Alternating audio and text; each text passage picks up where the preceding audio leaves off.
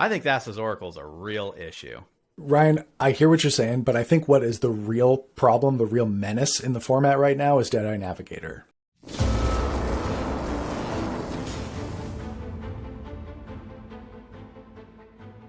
Hello, everyone, and welcome to the Playing with Power podcast, where we talk about all things cEDH, EDH, and Magic the Gathering.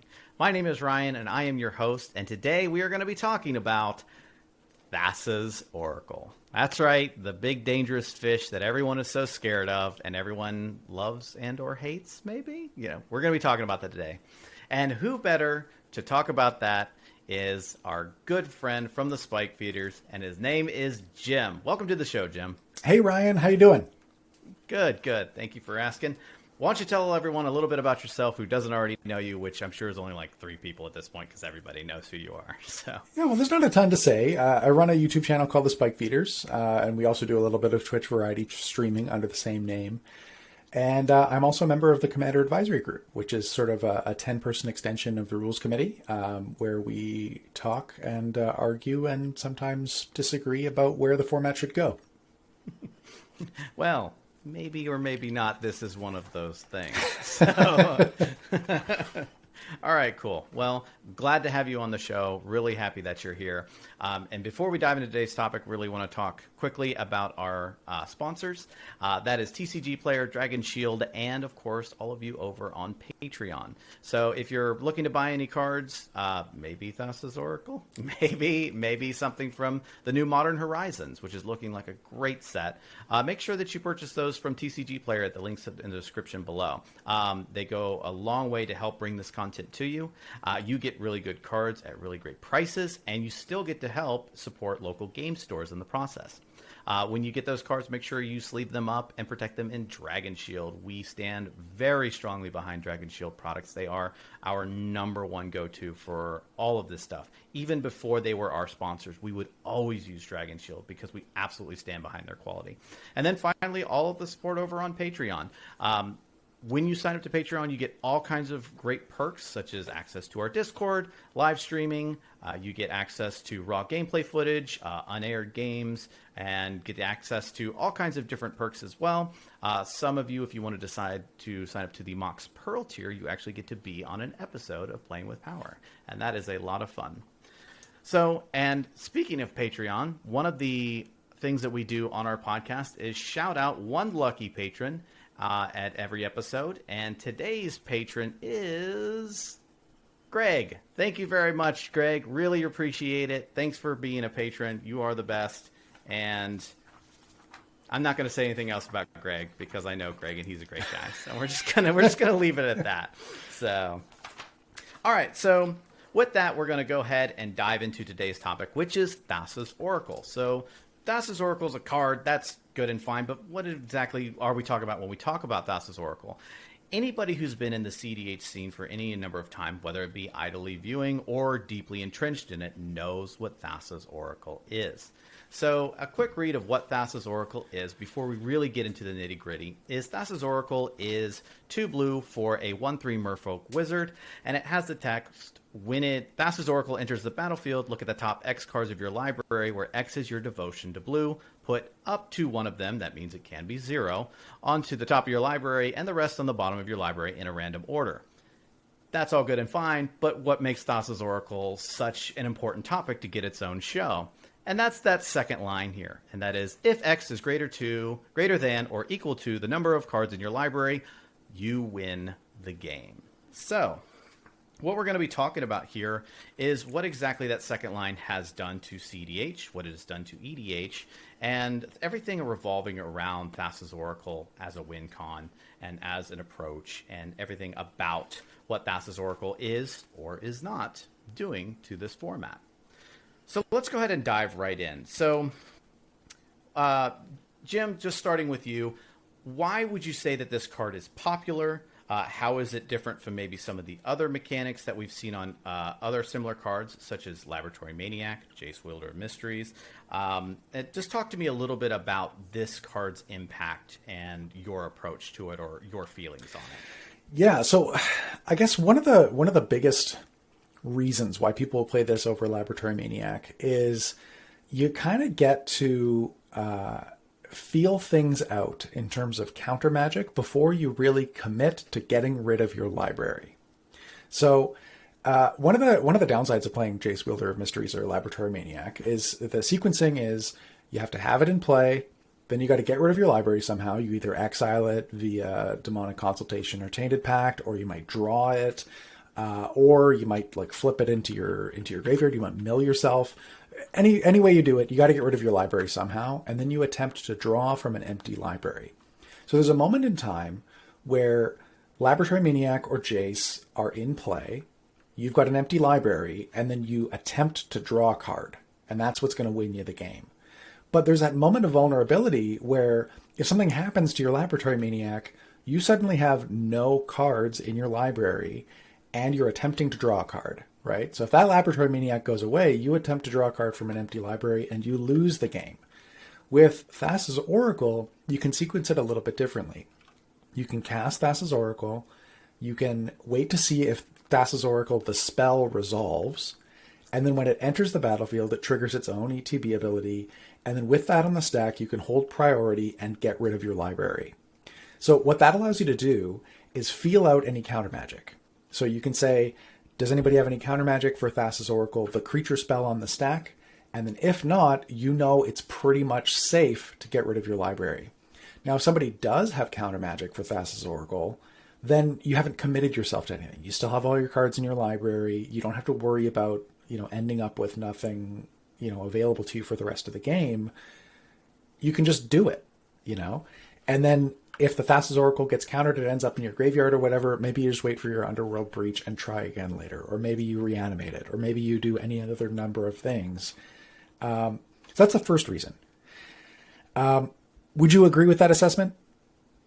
Yeah. I would. Yep. I mean, the other sort of flip side of that same issue is that there's generally less efficient counter magic that hits creatures than non-creature spells. Mm-hmm. So when you're trying to win the game, via any number of non-creature spells, a lot of them won't hit creatures. And that's just a fact of life these days. Like people aren't playing, I guess they're playing Red Elemental Blast might do it. But, sure. Aside from that, like your Dispels aren't going to hit it. Your Force of Negations aren't going to hit it. Like all these popular, cheap, efficient counter magic, they're not hitting Thassa's Oracle. Mm-hmm. I would say the flip side to that, the next reason why people run it instead of these other things is it's a creature, which means it's relatively available in terms of tutoring. You've got if you're playing Survival of the Fittest, if you're playing Worldly Tutor, like all of these creature tutors make it available to you from your library. You can Finale of Devastation it into play. You can Court of Calling, Green Sun Zenith, or I guess not Green Sun Zenith, but creatures in your library are generally more available to you than something like an enchantment, And given that the win the game ability is on a trigger and not on a replacement effect like Laboratory Maniac, if people aren't running stifle effects, counter magic that hits activate or triggered abilities, that's pretty much it. Once they attempt to resolve the trigger, then they win. Agreed. So triggered abilities are notoriously hard or notoriously narrow to be able to interact with, other than, out and out prevention effects like Torpor Orb or something along those lines. Really, you don't have a whole lot of things that is commonly seen in the cEDH meta with things like you said, Stifle, Squelch, maybe something like these really, really edge case kind of cards. There's a new one. There's a new one. Oh, there is. Have you seen it? Modern Horizons, Dress Down. No, it is a 2-mana enchantment with flash, and it's basically sudden spoiling. It causes creatures to lose all abilities, or humility, I guess would be a better... it's humility. That's right. Yeah, I have seen that. Yeah. So, although that won't deal with the triggered ability on the stack, if you cast it in response to the Thassa's Oracle, the creature spell, by the time Thassa's Oracle enters, it doesn't have an ETB ability. So that's right. So you have this super narrow way to interact with this super powerful win condition. It doesn't require a board state really to set up. Like things like Food Chain require certain elements to be present in order for you to win the game. Even things like Ad Nauseam require certain elements in order for you to win the game. You have to build up a whole bunch and then usually kind of storm off for the win. Thassa's Oracle doesn't really require a lot of that. And piggyback, what you said about creatures are usually what you reanimate from graveyards. So you counter it, or you find a way to get it in your graveyard. It's not hard for you to cast a very simple reanimation spell to put it onto the battlefield, which will trigger its ETB. And so this is what makes Thassa's Oracle so unbelievably powerful as a win condition in our format. With all of that coming, encompassing what we talked about, we see that that it has kind of become very ubiquitous as far as a win condition for cEDH. And we start to see some of it even bleeding over into other formats as well. Maybe not necessarily when I say different formats, I say EDH, but Historic had a little bit of a shakeup because of the old did it ever. trimming. And yes, it did. And Thassa's Oracle ended up getting banned because of it. So it's become so ubiquitous because of the things like the easy setup, its versatility, its reliability, and some people have seen that almost as a negative thing. So when some people maybe approach you, Jim, as it is a negative thing, what do you say to something like that? Do you think it's negative? Do you think it's positive? How do you feel about Thassa's Oracle as kind of the go-to win condition in I think, cEDH? the concept of there being a first best strategy in the format, I don't see that as being inherently problematic. If you were to come to me and say, this is the best thing that you can do in EDH, I don't think that in and of itself is a problem. I think that that's mostly just a fact of the format, right? Like, you've got a limited number of cards available to you. There's going to be a best thing that you can do. And that will be, you could ban every card except for 300 cards and there would still be a best deck in the format. There's a best deck in standard, and there's like maybe 5% of the cards available to you in standard as there are in EDH, right? So I don't think that by virtue of the fact that it's the best thing that you can do, and I think it very clearly is the best thing that you can do, I don't think that that's problematic by itself. Most of the time when people approach me to say this is problematic, they're wanting something to get banned. And although that's not, an authority that I have as somebody in the EDH community, if you were to convince me that it needs to be banned, I could take that to the rules committee and say, hey, this is what I think, So my role in an advisory capacity is, when things like this come up in conversation among the rules committee and the commander advisory group, that I can chime in with my 2 cents. So if somebody were to come to me and say, Thassa's Oracle needs to get banned, for me, it's a very high bar to clear.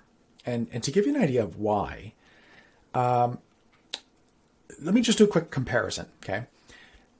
Let me get your sense of how many cards do you think have been banned in Commander in the past 5 years? Well, I do kind of know that number, but it's been I know even in the last 2 years we've had a total of in the past 5 years it's 5, maybe 4. It's 5. It's 5. So wow, even I so five cards in 5 years, and cards have been unbanned. So in terms of like the net size of the card pool, the card pool is much bigger than it was 5 years ago. And that's mostly just because cards get added as they get created. But also, we don't take cards out of the card pool on a regular basis. It's not regularly curated to develop a particular play experience, right? Commander's MO is, to the greatest extent that's practical, let people play with whatever they want to play, right? So if you consider the fact that out of 20,000 something cards in the format, there's really only like, if you take out like stuff that obviously doesn't work in the format, like conspiracies and stuff like that, there's really only like maybe 40 cards banned in the entire format. It's not a lot, right?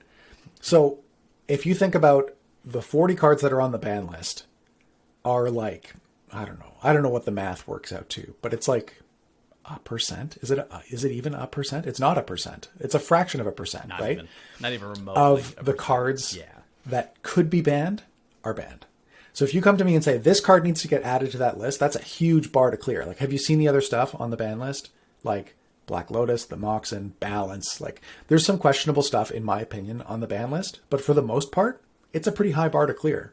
So if you're coming to me and saying, Thassa's Oracle needs to be removed from the format, It's so bad that we can't communicate with people to talk about why we don't like playing against it. It's so bad that at a base format level, we need to prevent people from being able to use it, period.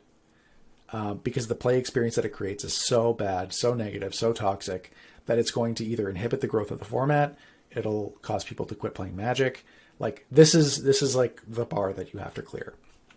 Thassa's Oracle, I don't think reaches quite that level. That's my personal opinion. If you were to compare Thassa's Oracle in terms of like efficiency, in terms of setup, I know you mentioned a couple other things like ad nauseum, like food chain, all these other things. If you were to like plot them out on a graph, you know, and say, this is how effective ad nauseum is. This is how effective Underworld Breach is. This is how effective food chain is, right? Like, they're all going to be sort of in the same neighborhood. Thassa's Oracle is maybe a little bit better than those, you know? It's not like an order of magnitude better. It's not 5 turns faster in the course of a regular game faster. It's not like, it's good, but it's not like Hogak in Modern good, you know? So that's my personal opinion. It is better. It's more difficult to disrupt. It's more difficult to interact with. I do see some indications from WotC that the interaction that might be coming down through research and development, and this is not my insider opinion or anything like that. I don't have insider insights into research and development, but I do see things like Dress Down as an indication that they might be picking up on the fact that there needs to be better answers to triggered abilities. That's been a trend in creature design over the past 5 years or so. This whole like fire design methodology has been to give immediate value on creatures when you cast them. You look at it from, you know, creatures cantripping or like questing beasts. Like, by the time you get in for damage, you know, you've already killed one of their creatures and, you know, you're net even if they remove your questing beast, right? And it's gotten to the point where removal, like a Swords to Plowshares, doesn't do anything against a Thassa's Oracle, right? So, you know, I do see some indications just based on the last several sets that they might be picking up on the fact that they need to deal with that a little bit more. That would be my favorite way. If you ask me, like, what's your ideal way of reigning in Thassa's Oracle? It would be better interaction on ETB abilities on creatures. Like something playable, something free, something 1 mana that is like eminently playable, maybe like counter target triggered ability and exile the creature off the stack or something like that, or exile the creature from the battlefield, like a Swords to Plowshares plus Stifle staple to it. But I don't think that it rises to the level of like format menace, if that makes sense. So let's go into a little bit of devil's advocate here. I'm going to represent the opposition for a little bit, and you're going to, if you will, just kind of answer the questions that are out there in the ether. And by the ether, sure, I mean the Twitter sphere, and by the Twitter sphere, I mean the very angry Twitter sphere. So, okay. Let's do it. All right, let's do it. I'm buckling in. All right. So first of all, let's quickly talk about stack interaction in winning the game. I can frequently attribute Thassa's Oracle's win condition to something like coalition victory. Basically, I'm winning on the stack because it's a triggered ability. Yeah, it's a permanent that enters play, but for the sake of how it wins the game, it really is winning on the stack. That's what's going on. So if something like coalition victory is banned because of how it interacts, because we know that the ban list isn't a hard list of these are the things you shouldn't play. It is a guideline for things that should be discouraged in a normal discourse of a game or of a format or something. Yep. I'm rambling because I don't design the document. I just follow it. Yeah. But so coalition victory is on the ban list for the reason of I win out of nowhere. So talk to me about how Thassa's Oracle and its approach to win condition doesn't match that of coalition victory, or if it does match it, why isn't it on the ban list like coalition victory? You want the most unsatisfying response to this question in the world? Always. I think coalition victory should come off the ban list. I knew you were going to say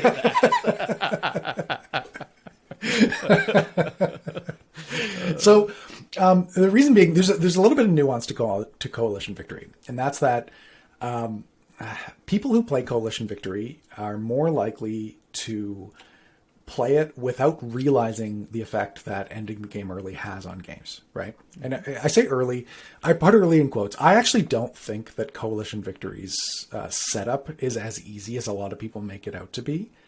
I think that, like, if you look at the design of 5-color commanders in the past little while, most 5-color commanders or 5-color identity commanders are not 5-color commanders. So if you're playing like Golos, you don't have access to a 5-color permanent in your command zone, right? It doesn't satisfy the criteria of Coalition Victory. Correct. So you might be able to set up lands, but you still have to get 5 colors worth of creatures in play. So, like, I think the good commanders that people play lately that are 5 colors are like Najila, Golos, Cody. Like, none of these are 5-color permanents. So, anyway, yeah, I think that does a lot to rein in the power of Coalition Victory. But I think that when people look at Coalition Victory and they want to play it in their 5-color deck, they're saying, this is going to be so cool, and they don't anticipate the reaction that a lot of people will have to it. I don't think that the same is true for people that are playing A plus B Thassa's Oracle combos. I think that once you've gotten to that point in deck building where you realize, I can just get rid of my deck, and then I'll cast Thassa's Oracle and win the game on the spot, I think you're going into that eyes open, knowing what people's reaction to it is going to be. There might be the odd case where, an LGS has a whole large portion of their player base that says, I'm going to show up with Thassa's Oracle on game night.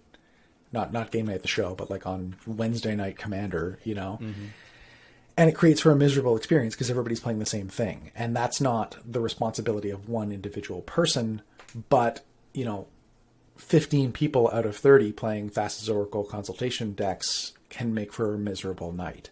And I think that they might be able to go into that without realizing the effect that it's going to have on their local meta. But at the deck building phase where they're like, I'm going to include this in my deck, I think they're going in wide open knowing what the effect is on the pod. If you're winning the game early, if you're winning the game in that kind of anticlimactic way, you're doing it consciously. And I think banning Thassa's Oracle doesn't fix that, because I think if you're dead set on doing something like that, you'll just find another way to do it, So I would say the next thing from a devil's advocate standpoint would be, okay, so from a design standpoint of the ban list, we see that these cards will be, for lack of a really better nomenclature, an unfun play experience. Is kind of what you're getting at. However, we have an outcry, if you will, of Thassa's Oracle. Thassa's Oracle is boring. Thassa's Oracle is anticlimactic.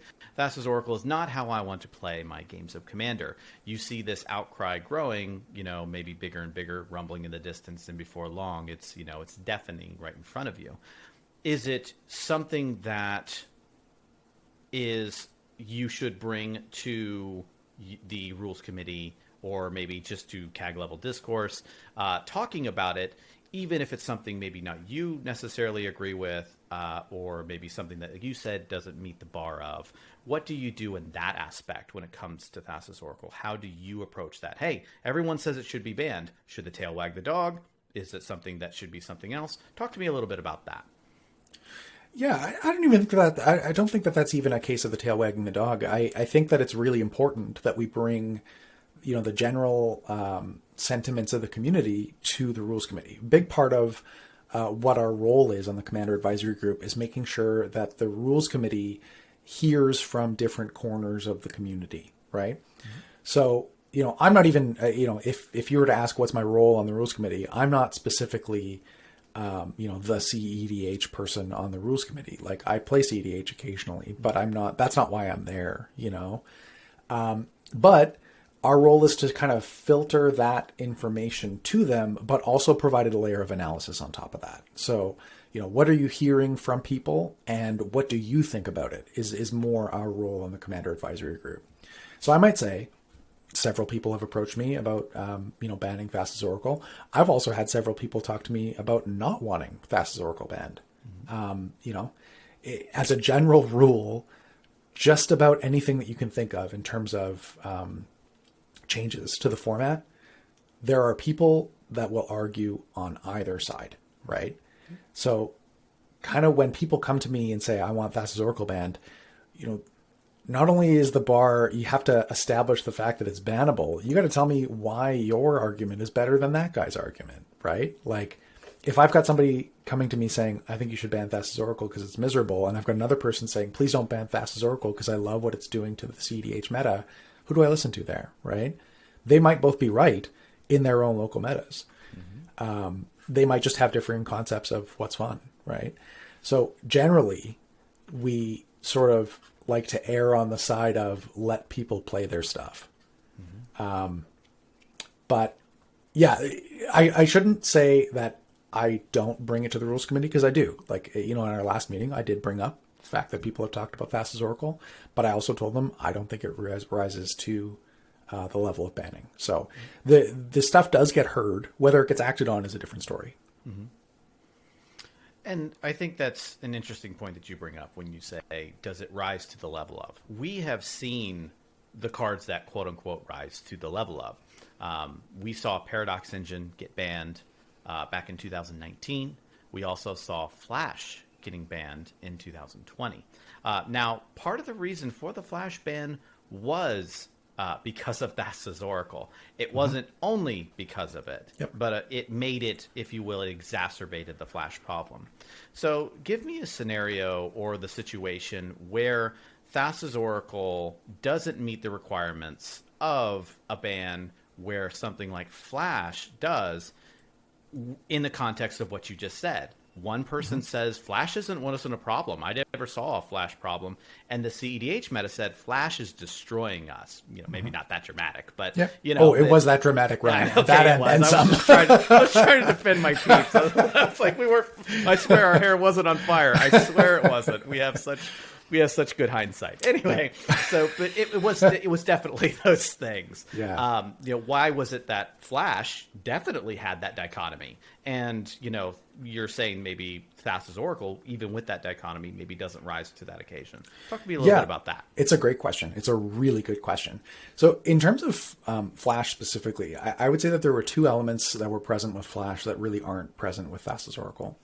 The first one is it was an order of magnitude better than anything else you could possibly play in the format, right? Like, Thassa's Oracle, when people are talking about, you have to have your shields up by like turn 2, turn 3, with Flash, it was like, you might not be able to counter somebody's turn 2 ad nauseum because somebody will win at instant speed in response to your counter spell because you've tapped out. It was like, you have to have shields up turn 1. You had to like aggressively mulligan to the point where you either had interaction or a way to like represent a win from like turn 1 onwards. It was the first best, but like it was a distant second. That's the first thing, is that, yes, it was the best, but it was also so clearly the best that there was no point playing anything else if you wanted to have a chance of winning the game. And one thing that you'll notice is that some of the other members of CAG, I remember Shivam saying this once on Twitter. He told me that I don't like when I play in metas where I feel like I have to play stuff I don't enjoy to have a chance of doing anything. So for him, that's stacks. I don't want to paraphrase too much or represent his opinions too much, but for him, that's stacks. He's like, I don't want to play in an environment where I feel like I have to play stacks or lose, right? And so with Flash Hulk, it was like, I don't really want to play Flash Hulk, but if I don't play Flash Hulk, then that's the only way that I can beat Flash Hulk. So it's like lose forever or play Flash Hulk, and those are your two options, right? That's the first thing that I feel is substantially different than Thassa's Oracle. I don't think that Thassa's Oracle is that much better than everything else, but I do think that Flash Hulk was that much better than everything else. And this is borne out in other formats too, right? Like, it's restricted in Vintage, it's pointed in Highlander to the point where you can't play anything else that's powerful. Like, it's banned in Legacy.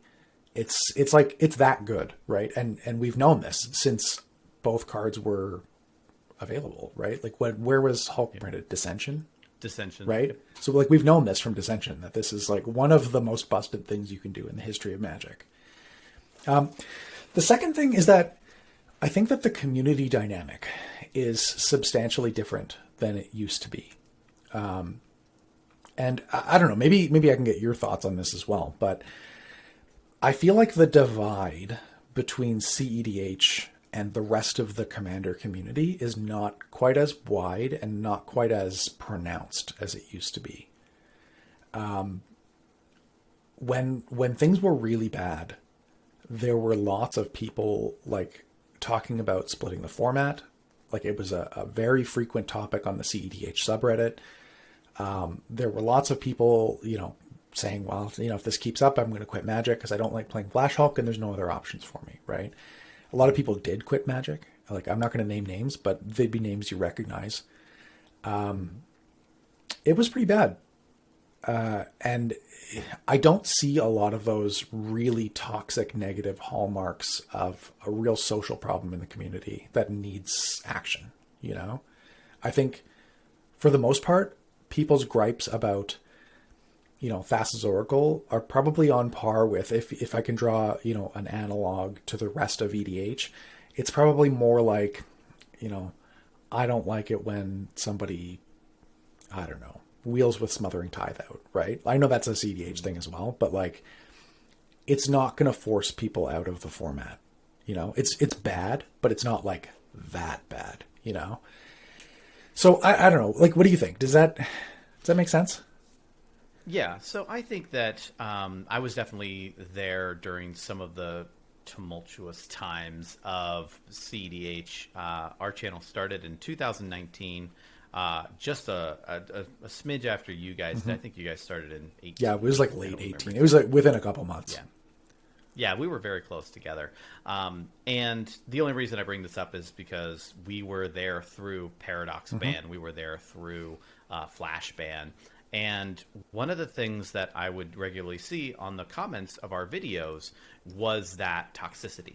Yep. We used to get very hateful comments on our own videos, which was clearly designated as cEDH gameplay, that says things like cEDH is a cancer to EDH. This is the worst thing to happen to Magic, and just really vile things that they would say to us for just having fun the way we wanted to have fun. Really what it boils down to. Those types of things don't exist anymore. The counterpoint to that is this. Those types of things are now being said about Thassa's Oracle. About Thassa's Oracle? Like this is a cancer on the format, or really? This is ruining the format. This is a cancer on the format. This is boring. I hate seeing this card. They need to ban Thassa's Oracle. Not necessarily saying cEDH is bad or anything like that, but more of that vitriol, if you will, of this is bad. I don't like this. Those negative comments and stuff like that we are seeing now, not directed at cEDH anymore. For lack of a better word, I totally agree with you. Like I don't see that divide anymore. I don't see that divide of people saying cEDH is bad and I hate everyone who plays in it. I don't see that. That's gone. And I think that's great. I think that's wonderful. But I am starting to see that kind of stuff with that. So tell me, you've taken some action on cEDH recently, or on Thassa's Oracle recently on your channel, haven't you? Yes, we have. So one of the things that we keep seeing over and over again is basically those comments, and we listen to our viewers, we listen to our subscribers, we listen to our patrons, and we will see very frequently people saying, "I'm going to stop watching these videos. I already know how it's going to end." You'll actually see comments like that on our videos. And eventually we got to the point and we did a little bit of quote unquote auditing, if you will. I'm like, is Thassa's Oracle becoming as ubiquitous as maybe everyone's saying it should be? Or, is maybe everyone, without being mean, just, are they overreacting a little bit? So all the way up to our 50th episode, we had seen a total of 3 Thassa's Oracle wins on the channel.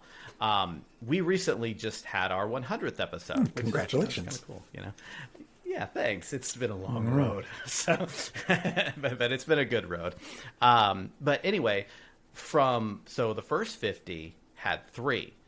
The next 50 had a far greater number. We were talking almost a saturation in our 9th and 10th seasons, where almost every single win was a Thassa's Oracle win. So when you used to see things like, oh, hey, they did a Solvala Brostorm thing and won. Now it's just like, well, let me just scan to the end of the video and, oh, yep, there's Thassa's Oracle. Yeah. I know how the game's going to end. And we have people doing that now. And so what we've decided to do is not necessarily ban Thassa's Oracle in our local play group, but encourage more diversification of win cons in our pods. Now, that is not to say that we are taking Grixis color pairings and intentionally removing Thassa's Oracle or, cutting it off at the knees or anything like that. If Thassa's Oracle is the best win con in a deck, we are going to play it. We're not going to nerf it for no reason. That's not what cEDH is supposed to be. Most powerful cards, But what we are going to do is we are going to try to play strategies and decks that you might not see as much. So we're going to get away from the Tevish Kroms, if you will, and go into more of the Dinas. Go into more of maybe Anya's, go into some, like Urza Polytyrant that doesn't run Thassa's Oracle because it needs to get Tidespout Tyrant out. So we're starting to run more of those types of things to show the world that cEDH isn't just Thassa's Oracle wins. Because I think it's maybe creating a disproportionate image of maybe what the cEDH meta is composed of. It's like, oh, it's just all Thassa's that makes Oracle. a lot of sense. So. Are you finding that because there's a weird tension, right? And I know this as a content creator, right? There's a weird tension between wanting to showcase a specific style of play and keeping things fresh, which is obviously what you were just describing, right? Like it's tough when you're putting out weekly gameplay. It can be really tough to come up with 4 decks every week, right? It's like a fool's errand to think that you're going to come up with 4 different decks every week forever. You can't do that. They're just like. It's not even that there aren't enough decks in the format, but it's that it takes time, right? Like you've got to research the deck. You've got to figure out how to play it. You've got to actually physically assemble the deck in paper cards. And then, if you you might have a chance to goldfish it a couple times or play a game off camera with it with your buds. But if you want to show a specific style of gameplay that's really dependent on being an expert, in a particular style of Magic, you've got to be familiar with the deck, right? You don't want it to be the first time you've ever played the deck and then miss a line and get raked over the coals in the comments for, missing something obvious, right? Or not knowing how a weird niche card works because you've never played it before or something like that, But there is that really weird tension. Have you noticed, maybe I'm interviewing you here. That's fine. Have you noticed a change? I'll get in the hot seat. Have you noticed a change in tone since making that change? Yes. I would say that commenters on our YouTube videos and people who give us feedback have gone from aggravated to enraged. They're enraged that you're not playing it now. No, that we are. Oh, that you are. We're still playing because we for those of you who don't know, we don't record it the week before and publish it the week after. We actually have a backlog that we go through to make sure that we have consistent gameplay for everybody. And so when I say that we announce something at the beginning of May, it won't maybe reflect until the end of June. So I say, look out for this in the near future. Look out for this in June sometime or something like that. And so once I make an announcement, people think, okay, he made that announcement on Monday. Friday, I should see that change. Yep. So it went from aggravation to rage. Like people are like, I guess maybe they became more aware or conscious of it. And they were like, this is infuriating. I hate Thassa's Oracle. People are starting to use words like hate and despise and, not just, oh, Thassa's Oracle again. I hate Thassa's Oracle now. So it's getting a lot more heated, if you will. Yeah. That's interesting. It's really interesting to see the progression of that sort of thing, right? And, it can be really tough to balance a large format based on feedback from the most invested people, right? And we know that, like, I'm not even going to say that there's a ton of people that, like, don't even go on the internet and talk about Commander, but the type of person that's moved to make a YouTube comment, pro or against even what they're watching, that is even a different class of engagement as an average YouTube viewer, right? Like, when I think of the way that I engage with content, I'll engage with content, make a comment when I want to, juice the algorithm a little bit for something that I really enjoyed, right? Just because I've got a little bit of a, peek behind the scenes on how that sort of thing works, right? But I would say that there's like a huge proportion of people, like as if you think like our last video got, I don't know how many views, but it maybe got like a couple dozen comments. But compared to the thousands of views that it got, right? Like we're talking 1% of the people that watched our video commented. And then the number of people that watched our video is like way less than 1% of the total number of people that might be interested. And then that's less than 1% of the greater Commander community, right? Or even the greater Correct. cEDH community. Mm-hmm. So it can be kind of tough because you don't know, are the people like, obviously there's a bias in place where the people that are more likely to comment are more likely to have extreme reactions one way or another, right? We just know that that's how commenting works, right? Nobody's going to comment and say, everything is great. Thank you for this comment, this content. I feel totally neutral about it, right? That's when you mark it as spam because you know. Right, exactly. Yeah. And so, but you don't know, like, I guess it's interesting to see the change over time because that is something that you can measure, right? Like, and that's not, just the number of comments that you're getting. It's the number and nature of the comments is changing over time. So, I mean, good on you for taking action on it. Do you think that the nature of the comments is going to change after those games start seeing the light of the day, the post Thassa's Oracle meta games?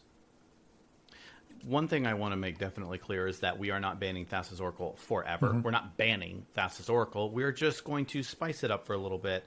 If Thassa's Oracle is in a deck, it's going to get played. Yep. We're not going to nerf ourselves. We're not going to change things. And we will go back to Grixis decks that have Thassa's Oracle in them. People want to see those. Just because some people don't doesn't mean that we're only listening to that part. One of the things that we want to do is hear all sides of it. And what we do see is we see people on YouTube in our comments and stuff like that. But we also have people on our Patreon, our Discord. And it's really interesting because I would say that those are very invested players too. And they actually usually cry the exact opposite. They say, no, Thassa's Oracle is great. I love the journey, not the destination. And I want to see how he managed to fight through that, he or she did. And they like to see those types of things. And a lot of the people in our Discord do not want Thassa's Oracle gone. They want it to stay around. And, I'm fine with Thassa's Oracle too. And I just want to make sure that everybody's getting a little something out of it. I do think that in the very beginning, I would say within the first 3 to 5 episodes, people are going to be like, so glad Thassa's Oracle wasn't in this episode. So glad that Thoracle didn't win for once. Because we see those on videos we already do have that don't win through Thassa's Oracle. 5 episodes in, everyone will have forgotten about it. Yeah. That's just how it is. And that's okay too. I'm not saying that that's bad or I'm not insulting anybody here. I'm saying that that is the nature of the beast. I think that's very likely. They start to see cool new strategies. They start to see cool new things. And I see that it will become a lingering past thing. And that's what I think is going to happen from... Or you'll get flagged like we did as not real cEDH. Oh, that's fun. Yeah, that's great. Yeah.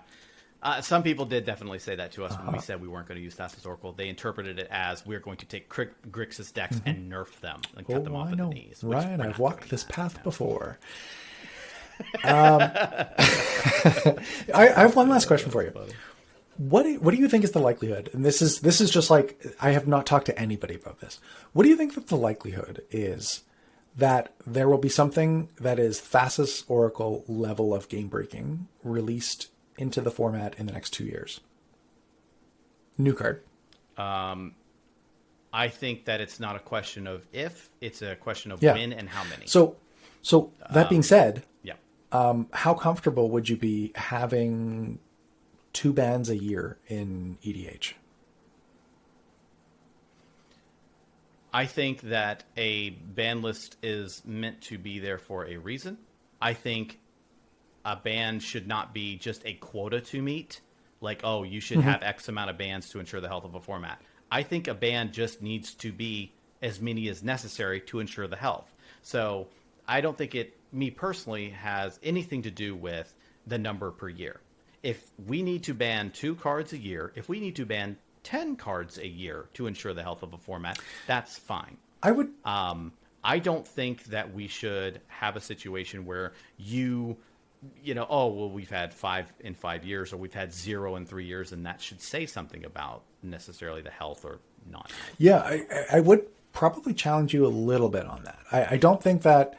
I would agree. I don't think that it's a quota. I don't think it's like, oh, we haven't banned anything this year. Well, let's take a look. What's on the menu, But I would say that the number of bans per year says something about the stability of the format. And I think that that's something that is important in its own right. And stability, stability is probably the wrong word because the format gets shaken up quite a bit. I'm not talking cEDH. I'm talking EDH in general, right?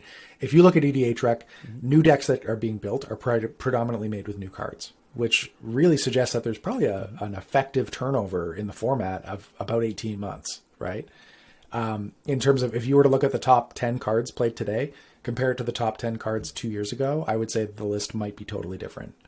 Because there's the precon effect. Like you can listen to EDH Recast and they talk all about that stuff, right? But it's stability is probably the wrong word. I think probably predictability is maybe a better word because I can tell you that I don't update my own personal decks that often. I have maybe 20 decks assembled. I play them on streams occasionally and all that kind of thing. I really don't update them that much. Yeah. 20. That's a big well, like I've got a filing cabinet that's down here next to me and one of the drawers is just full of decks, right? That's cool. And there are some of these decks that I haven't updated in 6 or 7 years, but I know that I can grab that deck and I can pull it out and I can say, I'm going to play this tonight. And it's the same deck that it was 7 years ago. It might be a little bit worse against whatever I might play against, but I've got 2 decks that are in the other room that are Canlander decks. And I know that 100% I cannot pull those out and play those against somebody in a pickup game of Canlander because point values change and it shakes up the format and it changes what decks you can play. So I know now that I've got 2 decks in there that are not playable in the format. So I would have to go in, if I haven't played a game of Canlander in a year, I would have to go in, learn the new point values, maybe look up a couple deck lists, go and buy some new cards or print some proxies or whatever you want to do. I would have to update those lists before I could play them again. And that's something that you don't run into in Commander. And I think that that's a very valuable trait of the format is that it's predictable, is that if I'm somebody that only engages casually with the format, might only play with my friends once a month, that my deck is going to be legal next month and the month after that and the month after that and the month after that in perpetuity, and it's an extreme corner case that one of my cards in my deck is going to get banned. I think that's a really good point. And that's something that I think a lot of people don't think about, myself included, is, the idea that I can pull out a time capsule, for lack of a better word. And it, no one even really calling into question, well, is that even going to be legal right now at this pod? It's going to be like, yeah, maybe if we run into a card and you just didn't know it, maybe you'll have that situation present itself. But this is not a rotating format. You're right. It's an eternal format. The cards are in and they stay in forever. And the idea of being very judicious with the bannings, I do think is a good thing. However, I also think that being maybe ban adverse is a good thing as well, to having to make sure that, well, just because people are knee-jerk reacting to something because they don't like it, Hull Breacher comes to mind, Drannith Magistrate comes to mind. A lot of people are like, oh, this is Banhammer. This Nyx Blue Ancient. Don't even put it in your decks. So, yeah, exactly. I'm old, so I know. I remember the days when people were like, I'm telling you guys, this Deadeye Navigator has to go. This Jeweled Lotus, like Opposition Agent, Turgrid, like it's every set. People come to me and say this needs to get banned, and I'm like, you know what? Talk to me in a year. Like it's not going to be a format threatening problem in a year, And if it is, then we should talk about it. Like Prophet of Krufix got 18 months. Paradox Engine got a year in the format, and depending on where you fall and whether those were actually necessary, it's extremely unlikely that things get banned in the first year that they're released. There's a couple major exceptions, Lutri obviously being the major one. But Lutri is a substantially different card than anything we're talking about.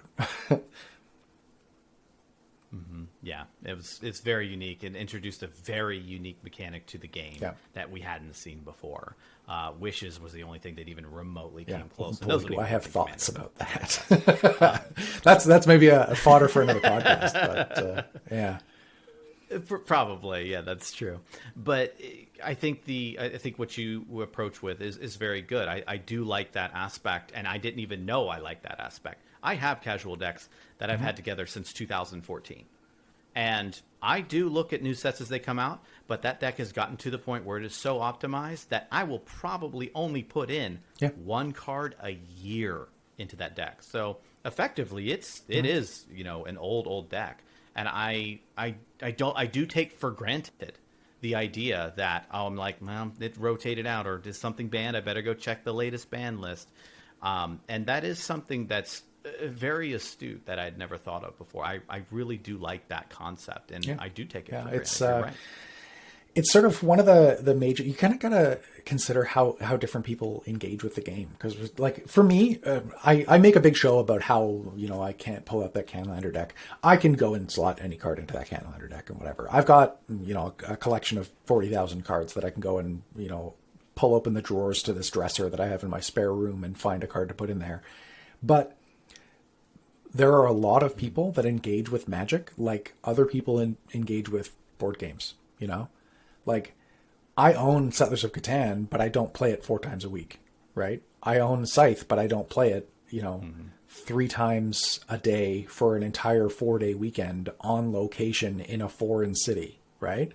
Like, I'm on the extreme end of Magic engagement, but there are a lot of people that get together with their friends. Like, they might be our age, mid-30s or whatever, and they get together with their friends, and they've got kids and they've got life responsibilities, and they carve out 3 hours a month to do board game stuff, right? And Magic might not even be the only thing that they play. So it is important to consider the fact that for a large spectrum of engagement, that these changes can have varying impacts, And kind of bringing that right back around to Thassa's Oracle, we see ourselves in situations where we're seeing these cards come into play and they're changing all the time.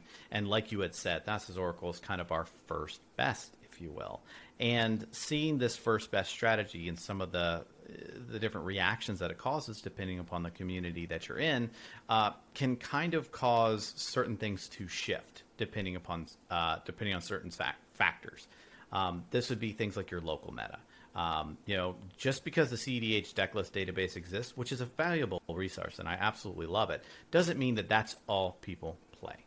It's just a really good jumping off point for you to understand what the cEDH meta kind of looks like, what the very top end. What to expect. What to expect going in. Rebel put out a video that kind of, I thought was a really great and interesting way to define EDH, and that was a good faith engagement. Like, if you are making a good faith effort to engage with what cEDH generally looks like, right? Like, just having a powerful deck, that's not cEDH, right? Like, if you're not prepared for Thassa's Oracle on turn 3, then it's pretty rough to call yourself a cEDH deck, because, like, what are you going to do? Somebody at the table might be playing Thassa's Oracle, and then you're going to you're going to tap out on turn 3, and you're going to lose. But if you're making a good faith effort to engage with what could generally be expected from a cEDH table, then you're playing a cEDH deck, even if it's not on the decklist database.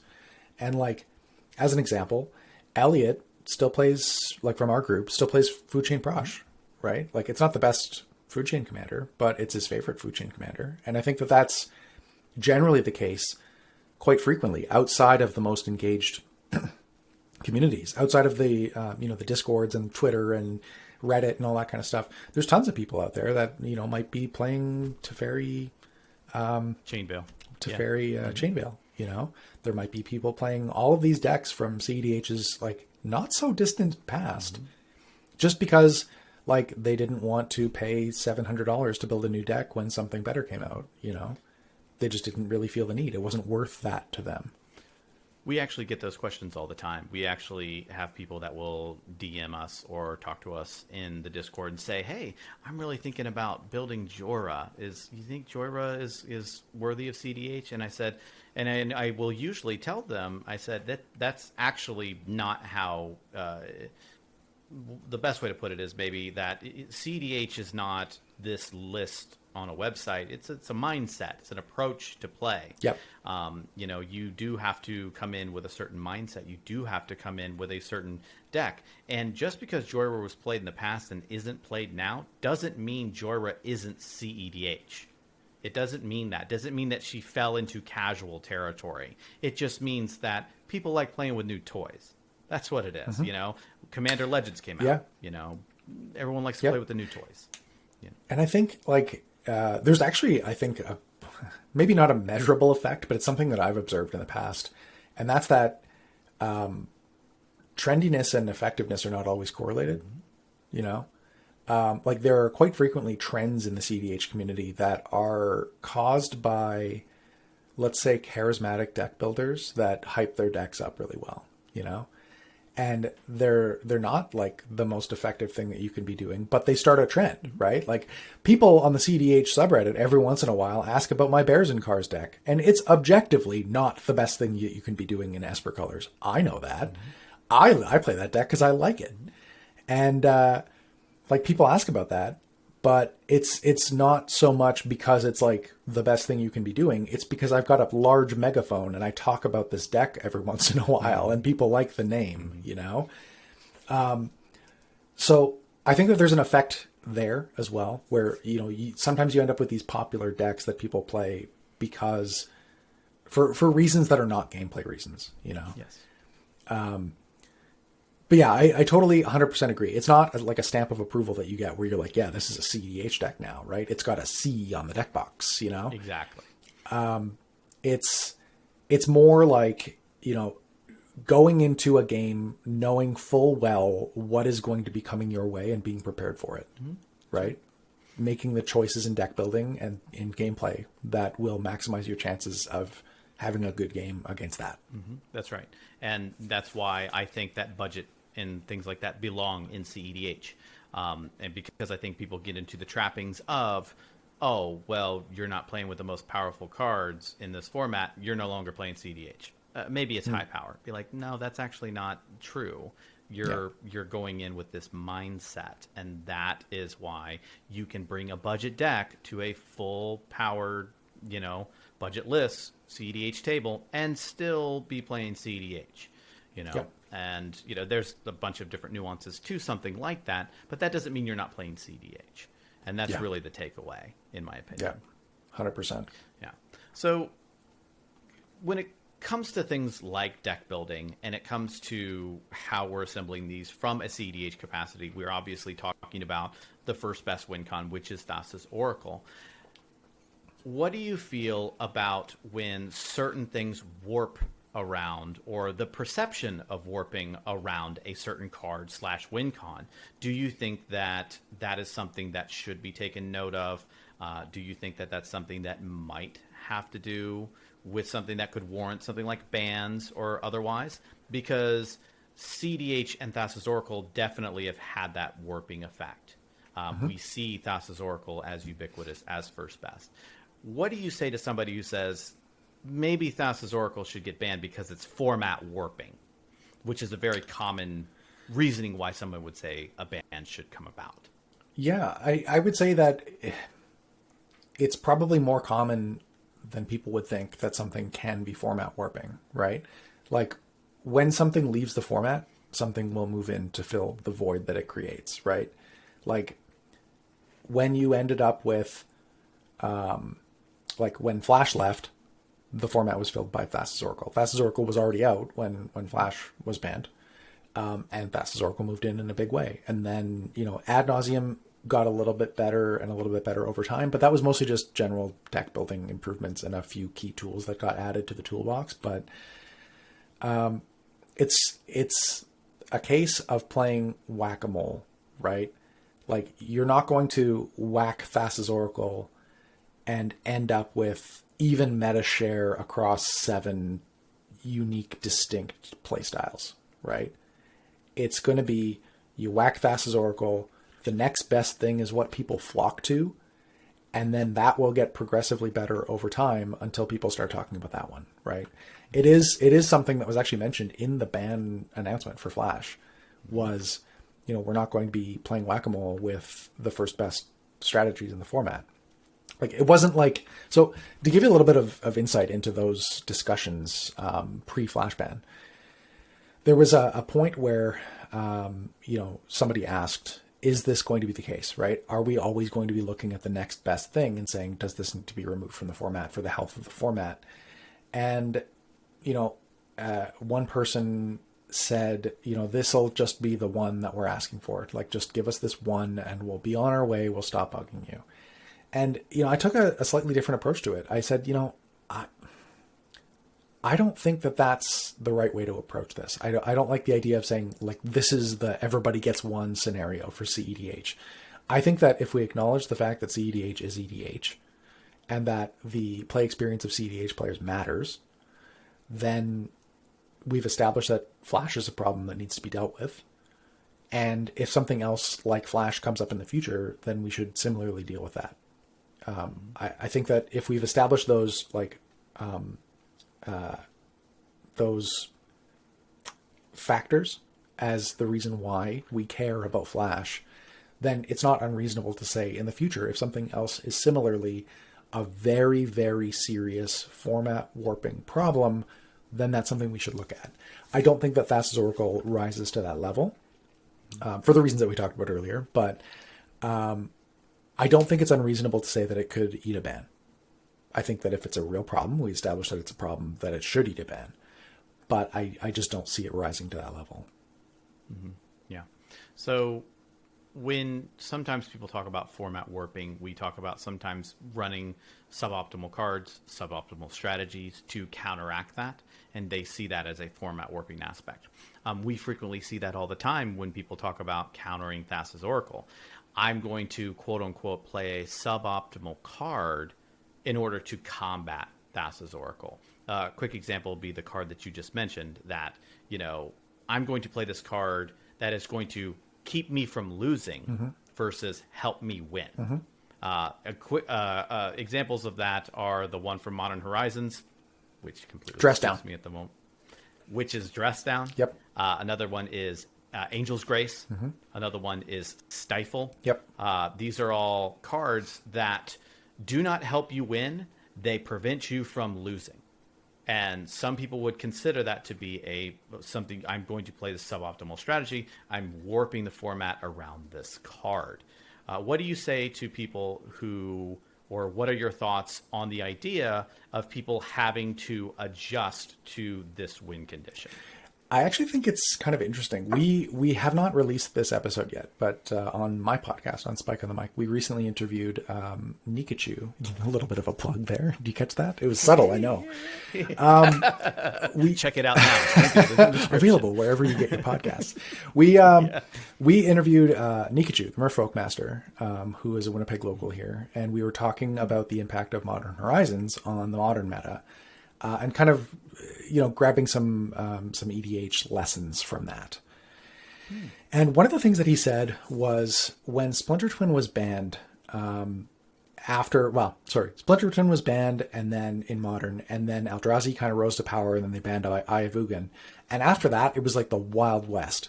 And he said one of the things that it really caused a problem when it came to prepping for events was that the meta became a lot less predictable. So rather than having one like ridiculously unfair deck that you could tech against, you now had like 8, and they all interacted on different axes, and it made it really difficult to sort of tune your interaction to deal with it. So I think one of the sort of one of the things that people don't really talk about is if we were to ban Thassa's Oracle, that it may actually end up speeding up games because people will have less tailored interaction to any given win condition.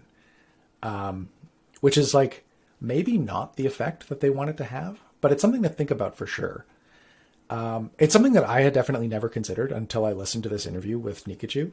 But the way that he was talking about it was that a lot of the people that were going to modern tournaments and stuff like that, it wasn't necessarily a positive thing, right? Now you had to worry about Affinity pulling in one direction and Dredge pulling in the other, right? Rather than just having to worry about Splinter Twin. And yeah, I don't know. It's an interesting thought. It's something that I haven't really worked through in my brain yet, but this is just recent within the past week that I even thought about this. But That's a really interesting point, and I mean, I think it's really difficult to ascertain whether or not that's a good thing or a bad thing. Because some people will say, from a cEDH and EDH approach, that variety is good. It allows for variance. I like my games to be different, and other people would say that it's bad. Hey, I can't really tech, quote unquote, if you will, because I can't sideboard in EDH. I got to pack it in the 99 if I want to stop it. So, like, I don't want to pack Torpor Orb if ETBs of things like Thassa's Oracle isn't a problem in my meta. It's a dead card in my deck. Whereas things like sideboards existing allows you to create those types of things. But that also gets into something like more of a local meta situation. Because really, at the end of the day, I mean, EDH Commander tournaments, they are still in their infancy. They really are. We have established, ways and approaches that we take care of Magic tournaments, and a lot of those don't always translate one for one into a Commander tournament. And so there's a lot of places where people are still figuring this stuff out. And we're still trying to figure out, from a Commander tournament perspective, whether or not something like this is a good or bad thing. If I know Thassa's Oracle is coming, that's great, because if I'm going to a tournament setting, I can tech against it. The Splinter Twin conversation you had. But if it's so wide open that I don't necessarily know how to interact or tech with this, that's going to create a much more... it's going to create a very, like you said, Wild West situation going into a tournament scene. And generally pushes people into really fast combo, right? Yep. And then you have the one person who maybe was fortunate enough to guess and or maybe had some insight into saying, I think people are going to play fast combo. I'm going to directly target fast combo, anti, if you will, just tech against that. And that person usually comes out on top, which is actually very interesting. But local metas don't always work that way. Local metas are cultivated communities that work over time. Some people will use negative connotations like this is an arms race. You build this, I build that, you race up, I escalate, so on and so forth. And other people will see it as more of cultivation. Hey, this deck didn't work, this deck did, this deck works with your deck, that's over here, but maybe not with another deck, and I'll bring out this one for against that specific one. And there's a lot of cultivation that goes on in local metas. So do we feel, or maybe do you feel, that sometimes your local meta can help to counteract maybe the effects on Thassa's Oracle? Or maybe a question could be, is local meta considerations what you think about when talking about whether or not to ban something like Thassa's Oracle? Yeah, and at a format level, that's the preferred solution for everything. Everything that you can imagine under the sun that could be a problem in the format. The preferred solution is use your words and talk to people about it, right? And so, as an example, right, like what you described in terms of, there might be slightly different motivations that aren't necessarily universal, but what you described in terms of changing the way that you use Thassa's Oracle or include it in your decks, that is an example of a local meta solution to a problem, right? And that's, that happened in our playgroup with Flash. Our local playgroup, the Spike Beaters, we didn't have a problem with Flash. It really wasn't a problem. We only had one person that ran it. It was my brother, Bill. He ran it in one deck. And that was it. He really liked the deck, and it didn't win like 80% of our games. It maybe won slightly more than his fair share of 25%. But it also wasn't the only deck that he played. So, there are certain metas where this kind of stuff will self-police. There are certain metas where people can talk to, if you've got a problem with it at your store, you can talk to the store owner and say, hey, can we maybe shake things up and call it a no Thassa's Oracle night, once a month or something like that, so we can play other stuff. It's not unheard of. And I don't think that it's also I don't think that it's not cEDH either. To say like, I want to shake things up and not play this deck. Or, you might have a play group where you say, well, I'll pull out our Thassa's Oracle decks and jam them against each other and see who wins, and then put them away and pull out our second best decks and see how those do, It doesn't have to be, unless you're volunteering for it, it doesn't have to be all Thassa's Oracle all the time. There are ways that you can introduce variety into your gameplay if you're thoughtful about it and you're open about your play preferences with the people you play with. That's really interesting, and I definitely agree with that. So let's bring Thassa's Oracle all the way back around, and let's talk about the card itself just a little bit more. How do you feel that Thassa's Oracle is from a design direction standpoint? When you look at Thassa's Oracle and what Wizards puts out for a Magic product, do you think that this is a good direction, a bad direction, maybe nothing at all? What are your thoughts on Thassa's Oracle's indication of design going forward? I'm not going to lie to you. It does concern me a little bit. I do see some overarching design patterns, and maybe Thassa's Oracle is part of this. Maybe it's not. I see it more in commander-focused products where, like, when you compared it to Coalition Victory earlier, this is kind of like the core of what I'm about to talk about. And that's that I sometimes see more daylight in between R&D's vision for what they want Commander to be and the Rules Committee's vision for what they want Commander to be. And I wish those were in lockstep all the time, because then the stuff that we would be getting printed would not be particularly problematic for the format, right? Like, you wouldn't end up with a card like, I don't know, Leovold, right? Because from the Rules Committee's perspective, that creates a miserable play experience, right? Like, okay, you've stripped everybody's hands and now you're going to Goldfish for 40 turns until you kill people with a 2/2, or a 3/3 or whatever Leovold is. So if the design philosophies for R&D and the Rules Committee were in lockstep, we probably wouldn't have had Lutri. I don't think we would have had Leovold. I think that we probably wouldn't have a lot of the problematic stuff that we have in the format right now. I think maybe Turgrid might be different. I think probably Hull Breacher would be a trigger instead of a replacement effect. Like, I don't think we would see Jeweled Lotus. Like, I think that there's a lot of stuff that somebody with an eye for maintaining the philosophy of the format would have put the brakes on earlier in design. And it wouldn't be to the Rules Committee to clean up after it, so to speak.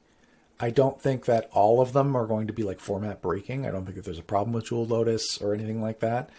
But I do see a pattern in those cards of R&D exploring areas that maybe an experienced EDH player would say, maybe we should leave that door closed for now, And so Thassa's Oracle is maybe a part of that. Obviously, it was released in a standard set, and some of the stuff that I talked about was also released in standard sets, like Lutri. I think that it's important for them to be able to design and innovate for standard in a way that they shouldn't be scared of the Rules Committee banning it.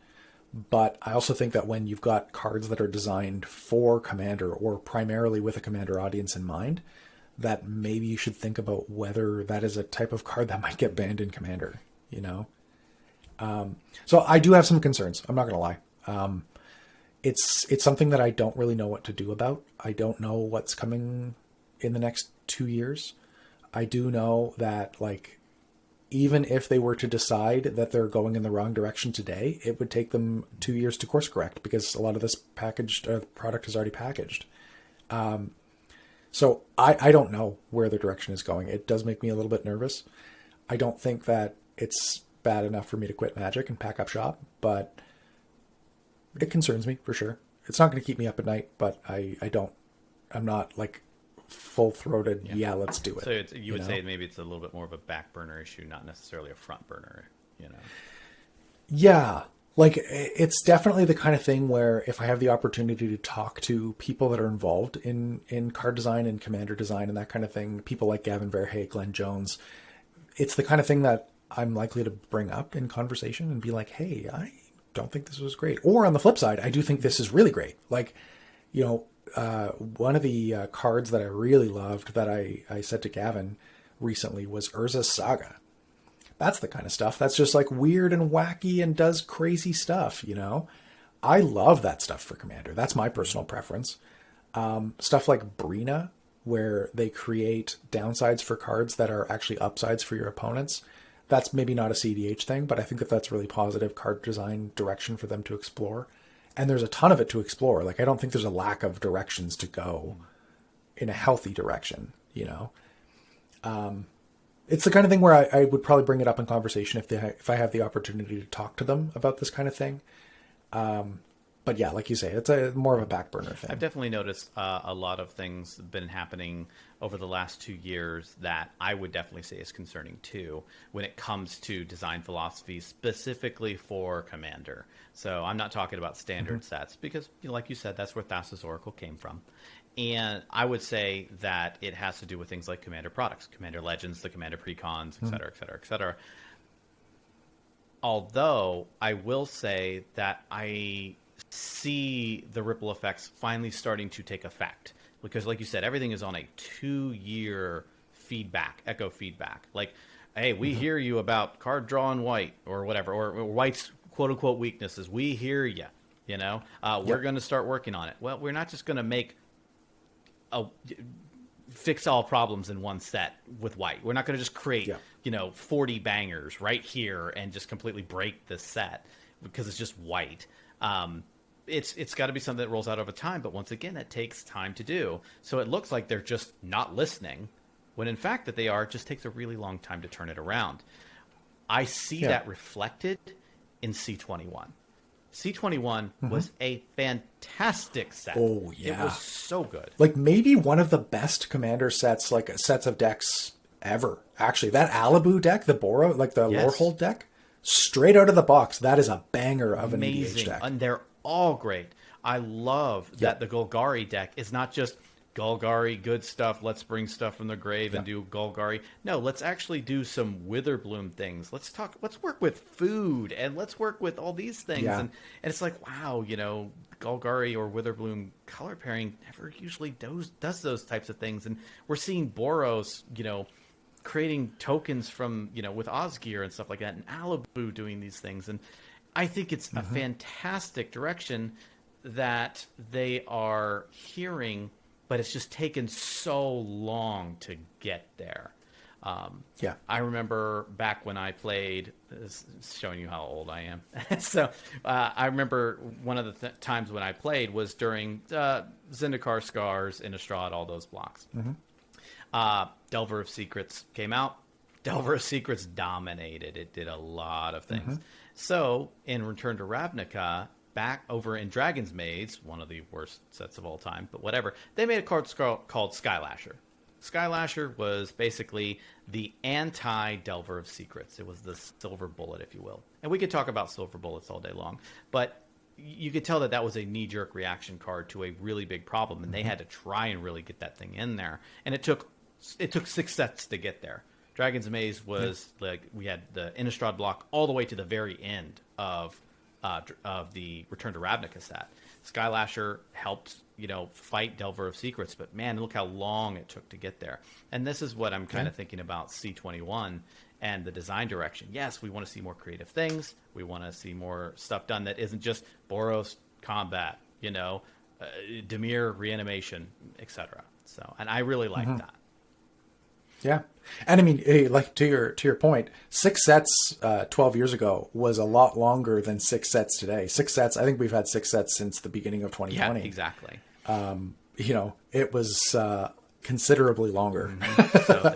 So that shows you just how long it took for them to react. And that was like a knee-jerk reaction. Like, we really have to do something about Delver. And it took them that long just to do it. So that's why I say, like, coming down the pipe, there might be stuff coming for Thassa's Oracle. We don't know, you know?